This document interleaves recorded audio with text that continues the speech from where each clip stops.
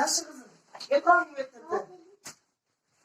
Кайсы сабактан эмес алдың? Кызына беттен ит жамалы. Ата, бүгін мектепте комуз кружок ачылыптыр. Мен комузга кызып жатам. Комуз кружок ачылыптырбы? Сен комузга катыштырабыз. Комуз чогулсуңбу? Кызың экөөң эмне деле сүйлөшүп атасыңар? Ай, мектепте комуз кружок ачылыптыр. Кызыңды комузга беребиз. Бек камыз бек эжеси тартсын. Ойбой кызым, ой, үйдө деген бол жеш керек, идеш жеш керек. Жетмек жетип кака бармага де кызым. Эртерээк үй кийимдерин кийди да бул ичиктери жок, мен болсо башка жумуштан алып келем. Ай кызым, бергин. Сен жана апаңдын айткан сөздөрүнө көп капалана берме. Апаң ушинтип айтып берет. Сени комузга катыштырам, макулбу? Комуз сатып берем сага, өрүк комуз сатып берем, макулбу?